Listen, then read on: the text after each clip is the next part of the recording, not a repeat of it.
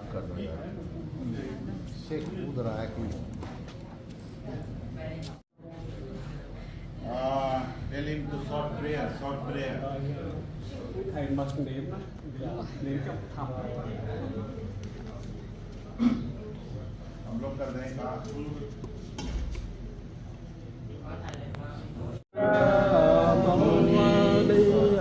Phật Nam mô Bổn Sư Thích Ca Mâu Ni Phật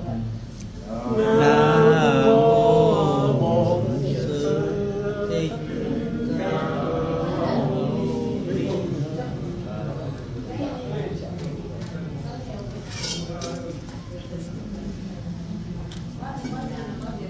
Họ đắp y làm lễ đắp y.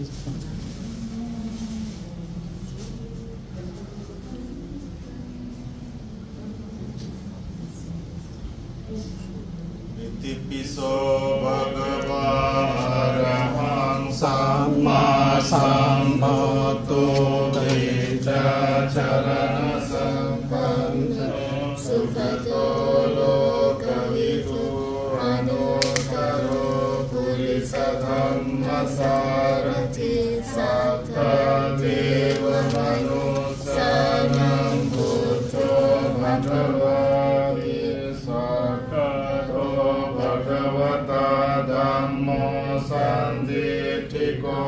Akaliko Yehi Passiko Yopanayiko Paccattam Veditam Govinyo Niti Supatipanno Bhagavato Sāvaka Sangho Ujjupatipanno Bhagavato Sāvaka Sangho Yaya Patipanno Bhagavato Sāvaka Sangho Samiti Patipanno Bhagavato Sāvaka Sangho Yatitham Cattari Purisa Yugani Atta Purisa Pukkala Yesa Bhagavata Sāvaka Sangho Ahunayo Pahunayo Dakinayo Anjali Karaniyo Anuttaram Uyyam Ketam Lokasati Karaniyam Akakusalena Yantam Santam Padam Gavisamecha Sakko Ujuja Sujuja Suvachocha Samudu Anatimani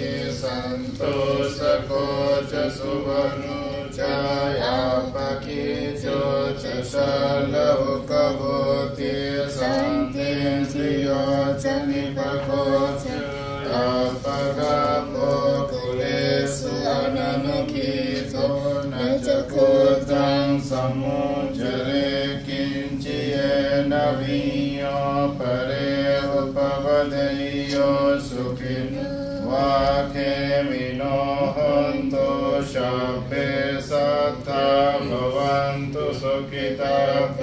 Eke Chipana Bhutati Tasavata Vayanavase Sadhikavaye Manta Majimara Saka Ladhikavaye Adhitaye Chadure Vasanti Avido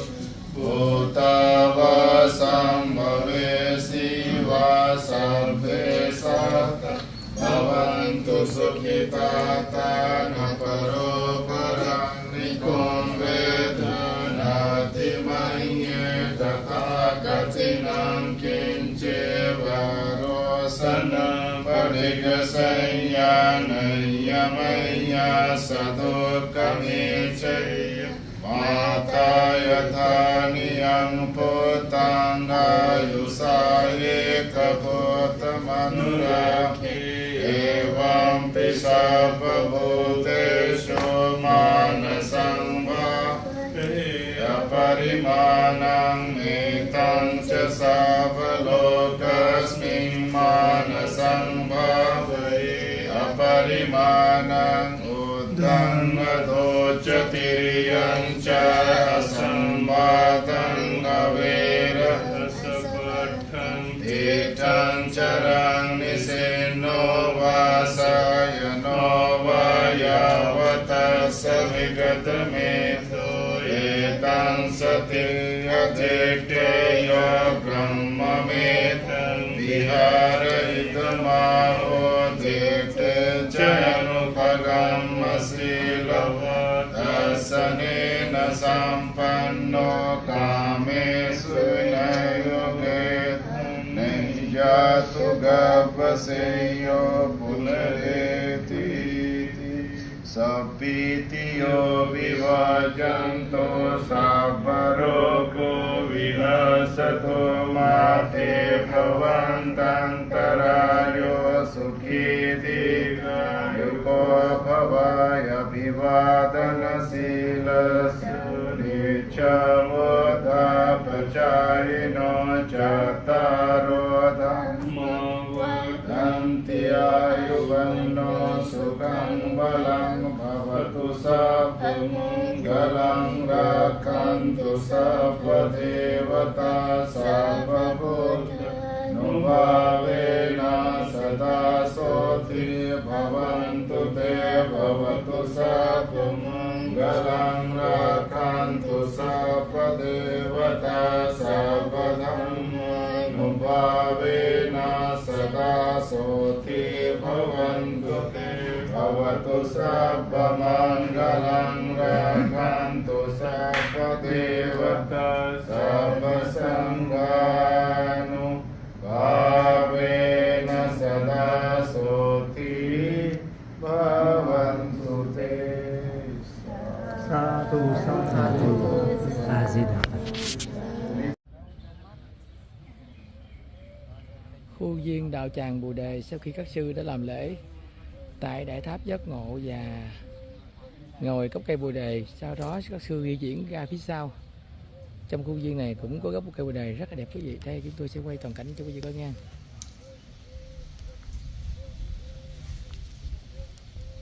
Rất là đẹp quý vị. Một bức tranh rất đẹp nha.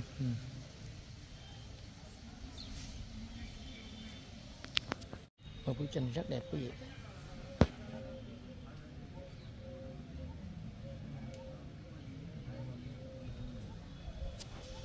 Đây sau lưng Đại Tháp Giác Ngộ, Phước Kiều sẽ quay cho quý vị coi nha. Khuôn viên này là khuôn viên Tháp Giác Ngộ. Đây.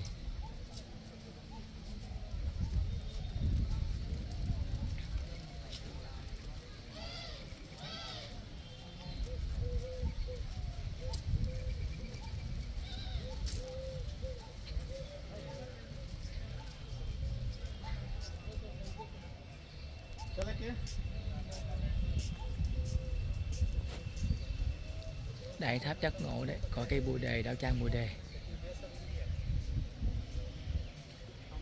Khuôn viên rất là mát mẻ, rất là hợp đối với những người tu.